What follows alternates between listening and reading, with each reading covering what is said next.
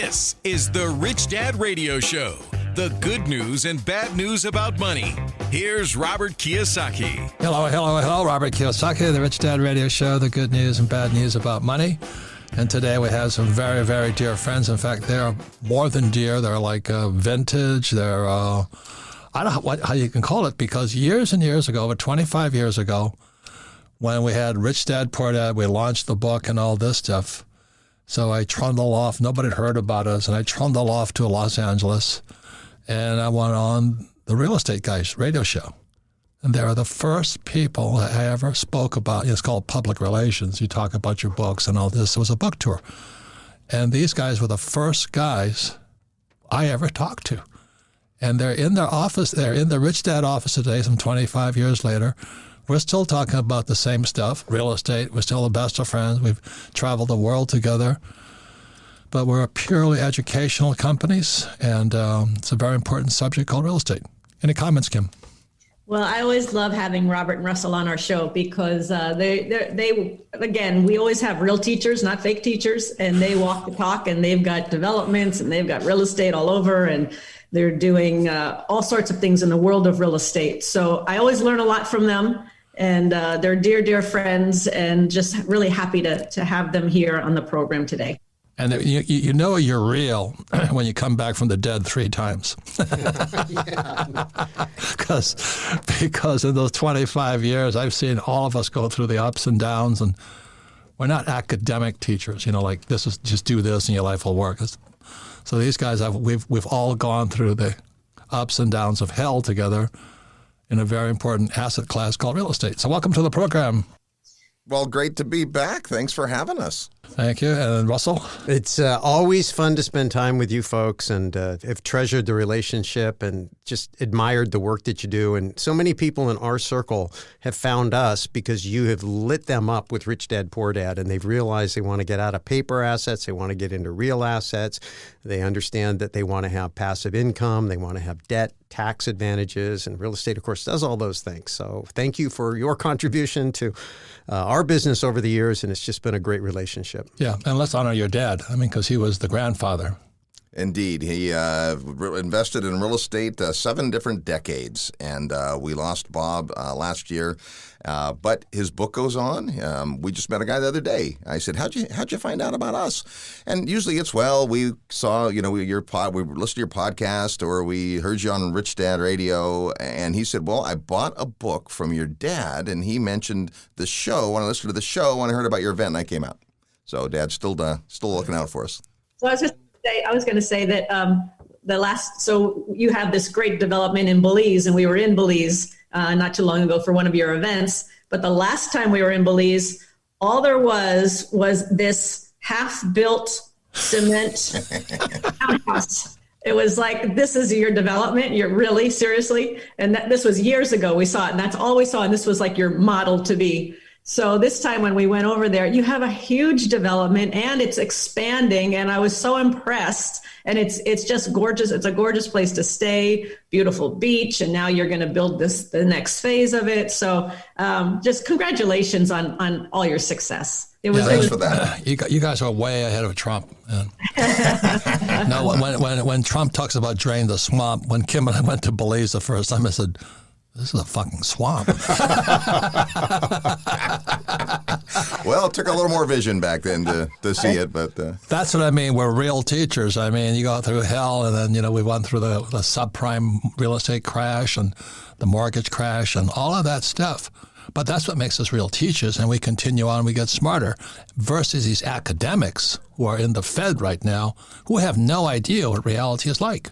I just can't believe it. But anyway, going back to your dad, why don't you give us a little history of the Real Estate Guys and the original Bob Helms? Yeah, so my dad got invested in real estate at a young age, obviously, to have invested in 7 different decades. He got the bug early, and Where was this? What state? This was in California. He moved to California as a young man.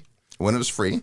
From Oklahoma. My mom never let him forget that he was an Okie, even though he moved at 4 years of age to California. So he moved to California in 1938. So that was part of the Grapes of Wrath and John. Very much so. Yep. What was the name of John? my hero, my best author. Steinbeck, right?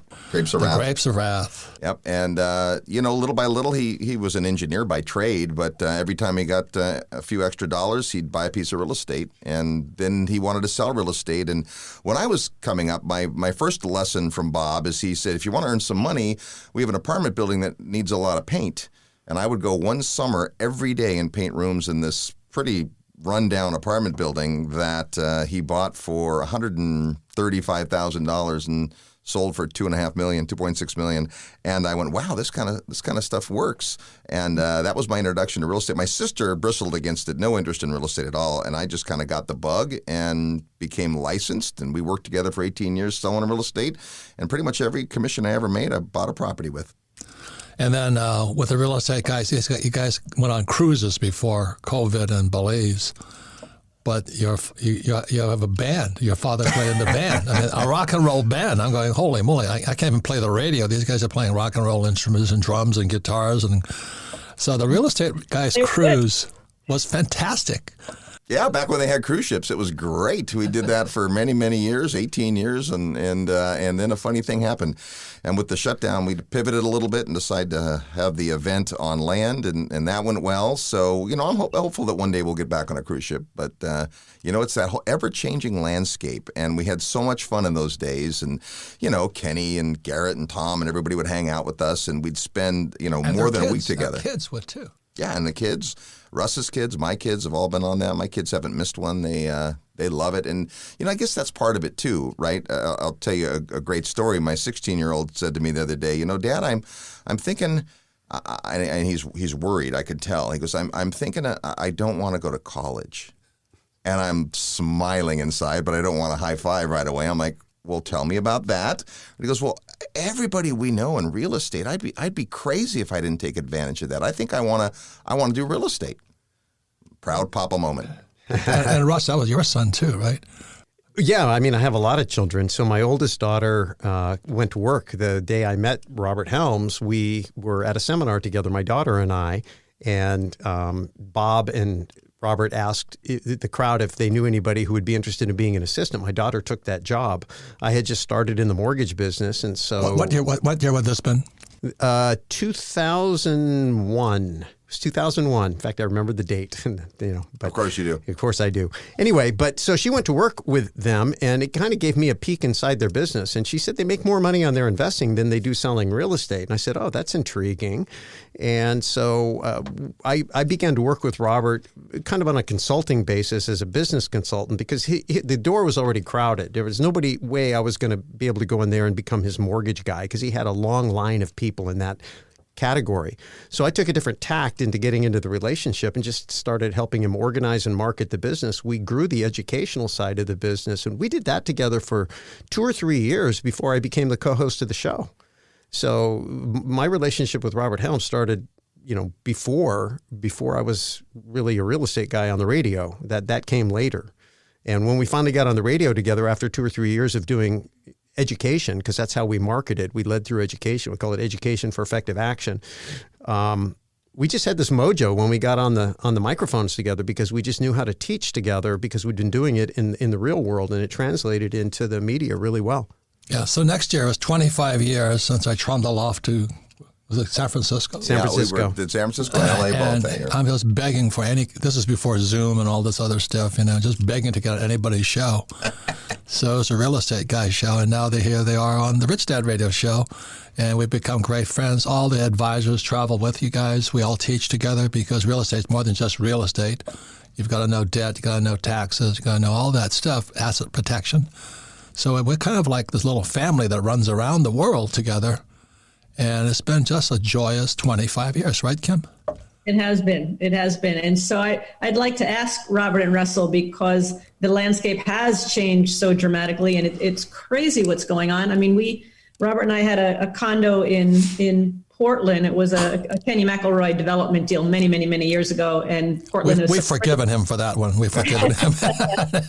Portland is so crazy. And so we're selling it. And we thought, well, for sure, we're going to take a loss because the prices must be depressed up there. And the prices are skyrocketing. Local people are upgrading. It's crazy. So I'd like to know from Robert and Russell what you're seeing with real estate as you're in the middle of it? Wait, could we say why we had to sell it was because this was like we went down to Brazil to Ipanema Beach and all that, and they had this thing called favelas. And a favela, it's the most shocking thing I've ever seen. You have these beautiful high-rise condos surrounded by homeless people. So you drive up to this spectacular multi-billion-dollar condo development, and they got tents all around it. So I go, boy, that's Brazil. No, it's Portland, Oregon. Yeah. And so that's why Kim and I sold, because our tenants were complaining, we can't get to our door. But the price still went up. The regulations, everything is just crazy there. So what are you two seeing on the landscape? What's on the big picture, on the macro picture? What are you seeing? Well, we're seeing that exact thing everywhere. So prices are up and people are like, wow, look how much my house is worth. Well, as we all know, the house isn't worth anymore. The dollar is worth less. And as we continue to print trillions and trillions of dollars, it shows up somewhere. And right now, one of the bubbles we see it showing up in is real estate prices everywhere. And yet we do have legitimate demand. What's happening this time around is we don't see a lot of speculators buying a house hoping it'll go up in value. Instead, we see owner-occupants buying. We see people buying because there's a job there. And not the jobs that people won't take, the real jobs.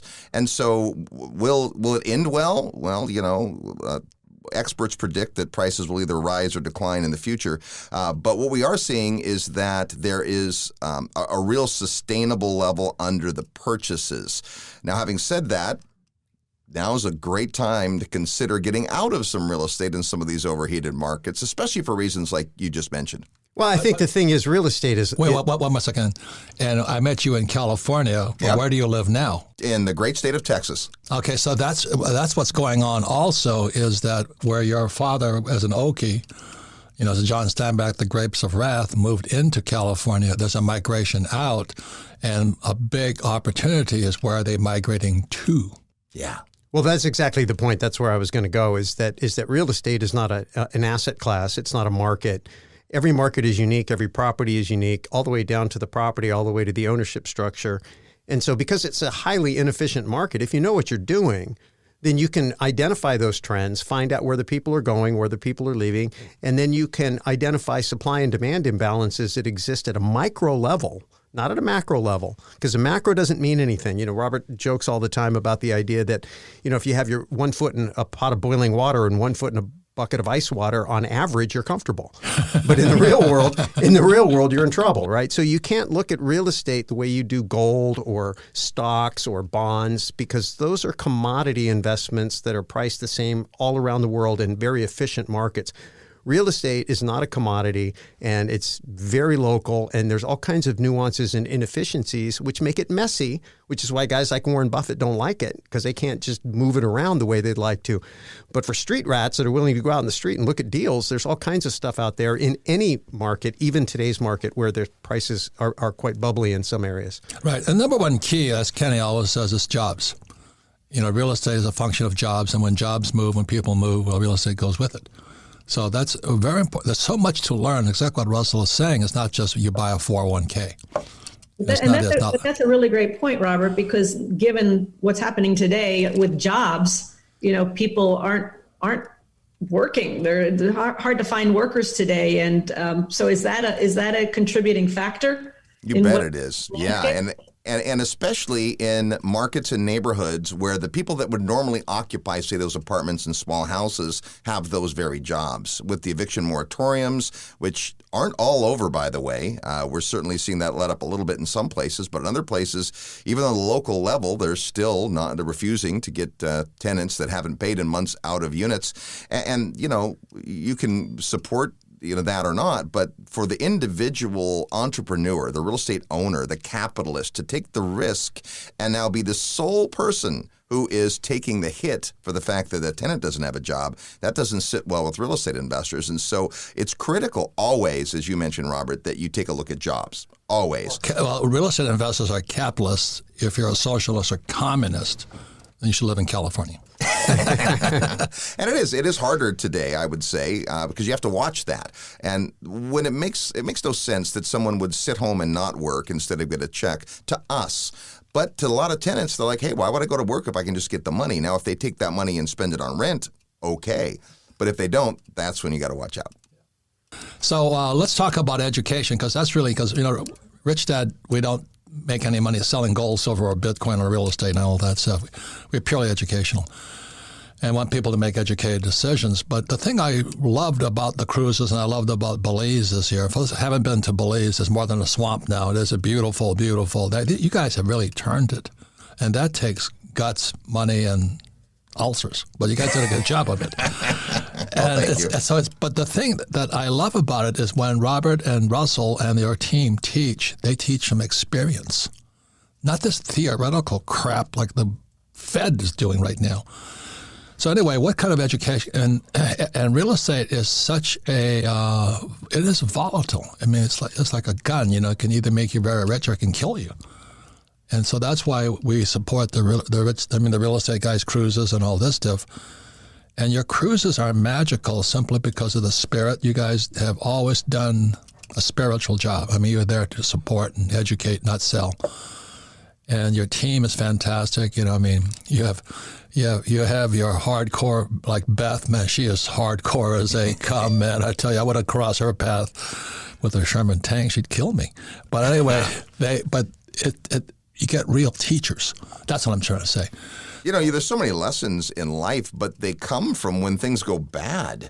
And that's so people want to not, focus on their mistakes, and I get that. But at the same time, that's when we learn the most. And as you said, having been friends all these years, we've seen lots of ups and downs, right? I thought you guys were gone with that mortgage crisis. I thought, well, they're gone. We were gone for a little while. We were pretty close to gone, but that you find out who you are when the crap hits the fan at that level. But that's what Kim was saying. You guys came roaring back, and he turned a swamp into this resort. I'm going, holy shit, they do that. Yeah, and the lesson was something that we instinctively did, but Chris Martenson really explained in his book Prosper, and we realized that what was really most important was social capital. And then we really went to work on our brand. We really went to work on our network. And rather than being the smartest guys in the room and being the teachers, we started assembling people who were much smarter than us. And then we also got out of the weeds, and we realized that teaching people how to invest meant they had to first get inside their own head and figure out who they were as an investor. Like you talking rich dad, poor dad. There's two different mentalities. Somebody in the ES side really can't be in the BI side. They have to change who they are in order to get there. And so that's number one. Well, let me tell you one more story, okay? Waikiki was a swamp. Ala Shopping Center, which is now what it used to be it was the most prosperous shopping center in the world. It was a swamp. And my poor dad came up to me and he said, it's a swamp. And you look at Waikiki today, you go, that was a swamp? Yeah. Well, it took somebody going in there to drain the fucking swamp. And then the shopping center is built in swamp in Waikiki. Yeah. But that was my poor dad. He couldn't see it. That's what you're talking about, right? Yeah, they can't see it. And it vision. So the first thing you talk about is just getting a vision. You have to get a lay of the land and understand what's really going on, so you can see the nuances and the opportunity. You got to get a vision for yourself. We teach it as personal investment philosophy.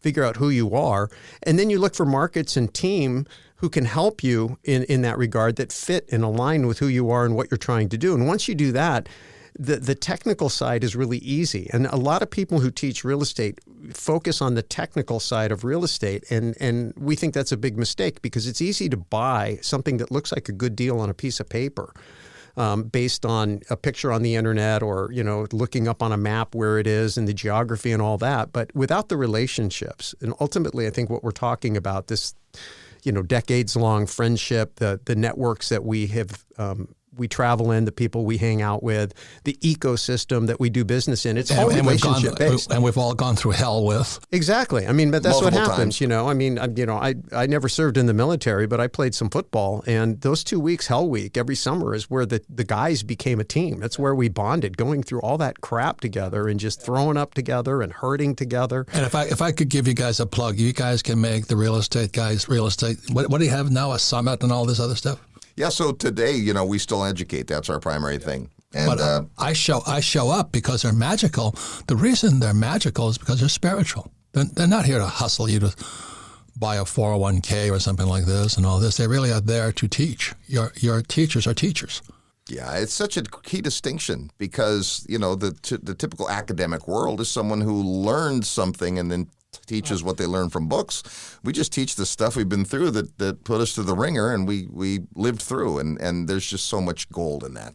And I want to get back to what Russell was saying too, because I thought it was a really, really important point, is that the mindset of a real estate investor is an entrepreneur, basically. It's the same mindset. And not everybody's cracked up to be an entrepreneur, but that's so much a part of it, because as we all know, our first property and to this day, our last properties, we all make a ton of mistakes and we all have problems every day. And if we don't have that mindset of this mistake or this problem is something I'm going to learn from and make me smarter, and you got to pick yourself up off of the ground when the mortgage thing collapses and when markets go south. And so it's a real, that personal development piece, I think, is crucial. And that mindset is such a crucial piece of the puzzle. I didn't want to overlook that, because I thought what Russell said was critical. Now, when you get together on your cruise or now in Belize or wherever you guys are going, we'll go. It's a team teaching. Like when somebody talks about collecting rent, we have Kenny McElroy. When you think about debt, we have Kenny. When we have taxes, we have Tom Wheelwright. So everybody's a real teacher. And someone said, well, what should I do to invest in real estate? I'm glad you guys are on the Rich Dad Radio Show, because I can highly endorse what you guys do. After 25 years, I go there. You let me curse and swear, which I appreciate. But anyway, I go to learn. Every time I sit there, these guys are in the trenches every day. They're not some academic panty waste at the Federal Reserve making decisions that they'll never pay for. We'll pay for it. And so that's why the real estate guys, they're education people like us, but their teachers are spectacular because they're in the trenches every single day. And real estate is not a 401k. If a 401k is too tough for you, then join the Boy Scouts. But you want to come onto the real team, it's the real estate guys. When we come back, we'll be talking more about what does it take to be a real estate investor. Because everybody says, well, what should I do about buying real estate? I go, God, pray. Tonight, pray. We'll be right back. Welcome back. Robert Kiyosaki, the Rich Dad Radio Show, the good news and bad news about money. And today we have dear, dear friends. Like I said, the real estate guys, been our friends since the start of Rich Dad. And we're talking about the good news about real estate. And I'm going to say this once because I get sick and tired of saying it every single time. When some moron comes to me, should I invest in real estate? I said, this is not a 401k, idiot. When you go into real estate, you're wading into the swamp. And so, Sarah and I were just on with this real estate teacher the other day, and he wanted me to debate Dave Ramsey. I mean, Dave Ramsey is a friend of mine, and Dave Ramsey says live debt-free. And for 99% of the idiots out there, live debt-free. I mean, because you don't understand debt. But if you're going to use debt as capital, as money, you've got to study 10 times more. If you think a 401k is tough, I mean, I'll pray for you tonight. I'll take laps around the rosary beads. But if you're going to play the game of real estate, you've got to have more education, much, much more, because you're in the swamp, and it's a frightening thing. So we have the real estate guys here. We're going to talk about education, where it's going, but where the money is really made. Now, like I said, I love Dave Ramsey. 99% of you should follow him because you have no idea what debt is, and it's the most dangerous thing you can use. But if you like being billions in debt, we're your people here.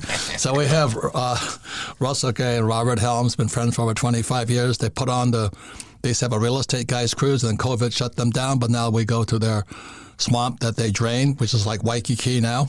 And I can't believe they just keep going. This is not 401k game, yo-yos out there. You think a 401k is interesting? Wake up, smell some coffee. So with that said, the biggest opportunities are in more education, but who do you get your education from? Not from Janet Yellen or Powell of the Fed, because those guys are criminals right now as far as I'm concerned, what they're doing with our money supply. But interest rates are zero bound. This is really good news for the real estate guys, right? Oh, it's such good news. You know, debt is a two-edged sword. It's like a chainsaw. It's a great tool, but it also can cut out your hand. With debt, if you study it, it is the key to getting wealthy. It is. You know that. Debt and taxes, things people avoid and hate, we love. And, you know, Russ, as our financial strategist, points this out all the time. Yeah, absolutely. I mean, you have to understand the environment we work in. In 1913, we got the Federal Reserve, the federal income tax, we got the IRS, and it really changed the game. It was the beginning of a descent into a shift from real money, asset-based money, to debt. And if you look at the greenbacks that you carry around in your wallet, they say Federal Reserve note. Well, anybody that understands business knows that a note is an IOU. This is an irredeemable IOU because there's no way to cash it in for real money. You used to be able to do that. So when you understand that we live in a system of debt, it's like being a fish in an aquarium saying, you know, you should breathe oxygen. Well, there's no oxygen in the tank. The entire thing is debt. When you understand that basic concept and that the printing, all this expansion of the money supply is diluting the value of each individual dollar you own, then you have to find a way to go short. You have to find a way to buy things today while the dollar has value. Let me jump in here for a second. Because you're talking about education. You're talking about education. So when I started in real estate in 1989, there were no real estate seminars. There were far and few between, but now there's so many. And that's why I want to just give a plug to Robert and Russell is you got to find the educators that are really doing the real thing and learn from them. And that is, if there's any shortcut, because there's so many components to real estate that you've got to get financially educated on real estate before you get into the game. And the beauty of Robert and Russell and your father, Bob Helms, was they brought real teachers together. They compressed them into a room. We'd sit there, magic would happen. People would see Jesus, Buddha, Muhammad, you know. They find the religion of debt and taxes and realize, thank you, Fed. You screw everybody else, but you're making real estate guys rich. But you have got to do your part. You've got to get educated. I love debt. I love not paying taxes. And if you love paying taxes and you don't love debt, then who's that guy? Dave Ramsey. That's a good friend of mine. Live debt free. But if you're going to go to the other side, you're going to the dark side, just the real estate guys. Well, real estate provides the asset and the cash flow and the tax write-offs that allow you to control the debt. And then when you can control the debt for a long period of time, over time, the inflation reduces the cost of the debt. And that's where the wealth is. We wrote a book called Equity Happens because the thesis is that over time, real assets, real estate, gold, oil, anything denominated in dollars that are going down in value systematically over time are going to appreciate in price. But it's not real wealth unless you have secured it with debt, because as the debt shrinks, now you end up getting a discount on that asset that you purchased. The economic model for real estate is so simple. Someone lives in the house I own, they pay rent, which is derived from their job, and I take that rent check and I pay my mortgage and I pay my taxes, and the rest goes to me. And over time, the loan gets paid down by the tenant. And that's the great part about debt. The challenge is when someone gets all enamored or they get talked into some, they want to flip a house or something. Yeah, exactly. And they get sold a, big seminar package or something. And now they don't understand. No, but the point here is this, you guys. I'm the reason you have on here. We're an education program. Don't invest in real estate unless you want to get educated first. Yeah. Don't be freaking stupid. I've met so many stupid people. Like that guy wanted me to debate Dave Ramsey. He's a good guy, but he doesn't understand what he's teaching people. He's teaching the reason we're in real estate is debt, taxes, and lawsuits. Yeah. Do you know what I mean? Yeah. So that's why what Russell and Robert are talking about here is they are the guys with the scars on their backs. Okay, please hear what I'm saying. We just keep it simple here. It's get educated because you're now playing with fire. You're going into debt, taxes, and lawsuits. And it's going to get worse. And exactly as you guys were saying, real estate is migratory. You know what I mean? Robert's not living in California, and I'm flying to Hawaii this weekend. I'm going to sell Hawaii because Hawaii has gone Marxist. It's communist. Why would I want to live in a state where they want to take my real? What is the theme of the Communist Manifesto? The abolition of private property. Yep. And that's Hawaii, that's California, that's New York, that's Oregon, that's Seattle, or Washington. Why would I want to live in a communist place? It's that simple. But if you're going to use debt, you better get educated, because it's the most dangerous thing you can play with. It's also the best thing. You don't want to pay your taxes. It's fabulous, but do it legally, because you don't want to go off to jail with your hands behind your back. So that's why we invest in real estate. But people, I'm just going to flip this house. And I just take laps around the rosary bead. I'm going, you're a fucking idiot. You don't know what you're playing with. And when that guy wanted me to debate Dave Ramsey on debt, I'm saying, and you're a real estate advisor? You're a real estate advisor? You don't know why I'm in real estate? It's called debt, taxes, and lawsuits. It's that simple. So you better learn from real teachers. Okay, and that's what you guys teach. So you have a program teaching syndications. Right, which is... That's what I want to say. Yeah. Kim and I, once we graduated and we made enough money, we went into syndications. That's with Kenny. And Kenny McElroy, when he teaches property management, real estate, and Tom Realway talks about taxes, well, it's syndications, which is called the fast track on the cash flow board game. Kim and I are on the fast track. We don't flip houses, do we, Kim? No, we don't. So it's a matter of graduation. So the reason I love you guys is in the syndication classes, people can understand more what you're talking about, the repo, reverse repo, risk ratios and all that stuff. But the average guy right now has got to understand how you manage this debt and how do you not pay taxes. So what about how your syndication class is doing? So would we you, just would you define what syndication is, please? So it's a pretty simple concept. The idea is most big real estate developments and projects and apartment buildings aren't owned by a single person. You have a general partner or promoter or syndicator who finds the deal and puts together the financing, and then you have passive investors who fund it. So certainly you still get bank debt. We love that. Some of the best debt available is on these larger assets. And then you bring private investors along. So two sides to play. The passive inside, where I'm just going to put $100,000 or $50,000 with someone who has experience and track record and good relationships and market knowledge. Or I'm going to be that person.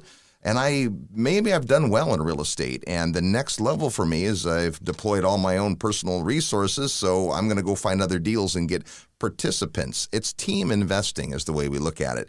And even though it is more complex, it's the natural evolution for many real estate investors. Correct. And what Kim and I did is that we need debt. As crazy as that sounds, because Kim and I make so much frickin' money that if we just hold the cash, we pay taxes. Yeah. So I got to call guys like you guys up or Kenny up and say, what have you got? So if I give you guys $1 million, I need you to marry the $1 million with another $4 million in debt.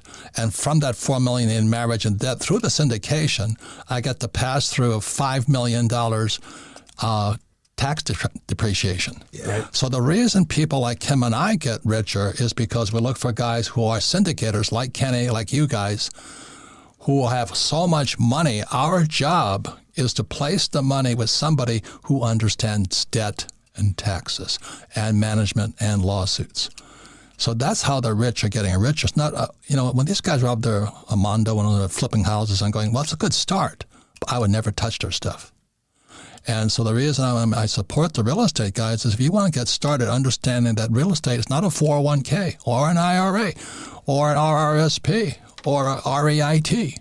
So the reason I want to support these guys here is that they have the package from beginner to syndicator. So what does a syndicator do?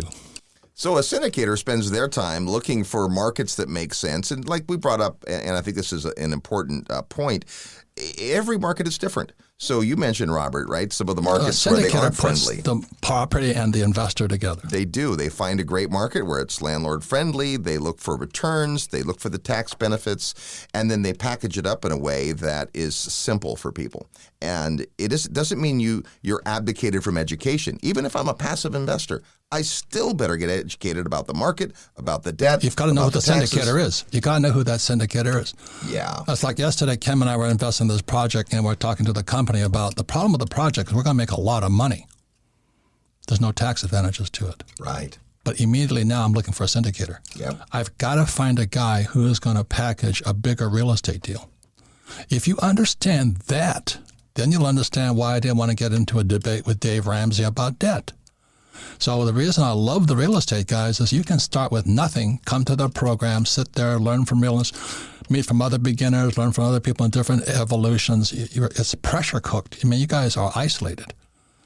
And it's a great way to learn. I see magic happen. People's lives get transformed. But you have the package to go from beginner to syndicator. And please understand, Kim and I are looking for syndicators all the time because we make too much money. And if we don't look for the proper syndicator, we pay more taxes, right, Kim? Yeah, we do.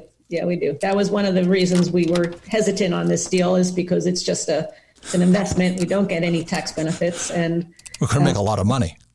We'll make money, but then the question is, where do we put it? And we put it in real estate because of debt and taxes. And it's a syndicator like Kenny. So the moment they were telling me how much money has already been made on this SPAC, and it's listing on NASDAQ. But anyway, we're going to make a freaking lot of money. And immediately I've got to find a syndicator. That is how the rich think. It's interesting because the syndicators that we know of that have the greatest success attracting capital are leading with tax advantages to wealthy people that have either sold their business or have super high incomes, and they're realizing a big capital gain, or they have a big tax problem they're trying to mitigate. And that's a big part of the ROI that a lot of people who don't understand tax problems, because they don't have tax problems yet, and they're putting deals together and they're not pitching the tax component to the prospective investor. That's exactly right, Russell. So the thing I love about you guys is you take a beginner and you can take them through a syndication package, and then they access what I call infinite money. There is so much money floating out there right now. But in the meantime, why the Rich Dad Company was formed was, if you want to get rich, you'd better invest in your financial education first, and it's debt and taxes. And that's why the real estate guys, when I ran into you, said, I'm at home. I understand this stuff. Because my poor dad wanted a job, and a rich dad wanted debt. And he understood the swamp. Because, Rich Dad started with nothing, and he owns the Hyatt Regency on Waikiki Beach, which was a swamp. So that's how real estate guys think. And my poor dad wanted me to become a pilot so I can get a high-paying job. I'm going, Jesus, why would I do that? So the reason the real estate guys are fantastic, and is I love your syndication program, not that I would ever enroll in it because I don't want to do that stuff, but they have the whole package. You guys have the package. That's why so many people come back to your programs. Am I correct? Absolutely. I mean, we have people that come and take our kind of primary class, which is called Secrets of Successful Syndication, over and over and over again, because as they evolve, they pick up new nuances. And it's also not just education, but it's part of being a community. It's community and content, or tribe and training. And, you have Rich Dad advisors, and that's the other component. You have your education, but you have to have great advisors, because the business does get technical, and you have to have technical advisors. But if you get lost in the weeds yourself, then there's nobody who's seeing the big picture, and somebody has to see the big picture. That's like when Kim and I were on this investment pitch last night, my brain is running. I'm going, okay, who's their advisor? Who's this? Who's their, there's specific checklists that as you get smarter and wiser with enough whiplashes across your back, enough failures and real life experiences, you can make checklists of what's important. And to that point, I have a question on the syndication, because I think this is a crucial part of the education. Is people think, I'm going to find a property and I'm going to find investors. But I would like you to address that taking somebody's money and investing somebody else's money is a huge responsibility. And if you don't know what you're doing and you don't have the education, that could put you in a world of hurt. So would you guys just address that importance of understanding taking somebody else's money to invest? Well, there's two sides of it. There's the moral side, which is the part we always talk with Kenny about, is that the people who are desperately worried about losing somebody's money are the right people to be in the business. People that don't care about that shouldn't be. And then there's the legal side of it. And the minute you cross the line from investing in your own account to raising money, everything changes. You have to treat the money better than your own money. People say, well, I'll treat it like my money. No, because you're stupid with your money. It's reverent. You have to be so careful. It's not to scare people away. It's just a huge burden. And to deliver tax benefits in return is the upside, but you're also dividing the risk. And so that's why there's risk factors and those things, and you have to let everybody know, not just people, here's how we're going to make money. Hey, here's where it could go wrong. Here's where you may have challenges. Everyone has to go in fully eyes open. And the moment you play with taxes, you're playing with the federal government. Yep. And you better know what you want to do unless you want to go with your handcuffs behind your back. Do you know? And that I've seen so many. I go to pitches. I sit there going, "Oh my God, this is a felony bus coming." You know, they're talking about stuff that's illegal. They say, "Oh, we can get away with it." I'm going, I don't want to get away with anything. Right. Am I correct, Mr. Russell, there? Absolutely. I mean, if you're well advised, then you know what you need to do and what you don't need to do, and then you just need to do it. There's plenty of ways to make money in the system. You don't have to go outside of it. It's not necessary. So how do they get in touch with you guys? So we're easy to find, realestateguysradio.com, or of course find our podcast in real estate. Anywhere that you listen to your podcast, we're available every week with good ideas. If you go to the website at realestateguysradio.com, you'll see all of the events that either we speak at or that we promote, and it's everything from soup to nuts, beginning investors all the way up to folks that want to do bigger deals. Yeah, and always be a beginner because you'll learn more that way. Okay? So true. You know, I mean, this morning we had a whole discussion on the repo and reverse repo market and Lacey Hunt, is there inflation or deflation and all this. And our company's understanding it a little bit, but you can always learn more. And that's why it's always best to be a beginner. Final words, Mr. Russell. So I just appreciate the way you always force everybody around you to keep it simple and relatable. I think that's for me. Well, it's the magic of Rich Dad, Poor Dad, because people can relate to it and they can see themselves and they're like, okay, I kind of get it. I need to change who I am and how I think and who I hang around with. And then little by little, I learn what I'm doing. But people get lost in the technical weeds, and really it's about getting on the right team and in the right ecosystem and letting that pull you along. Anyway, if you guys really want to understand real estate, because it is a different asset class. It's a very, very specific asset class. It's not like your little 401k or a stock or Amazon or Apple. It is a very sophisticated asset class. So please check out the real estate guys. Start with them from the bottom and go to the top, because people like Kim and I are always looking for that syndicator. Thank you all for listening to Rich Dad, and we'll see you next time. Thank you.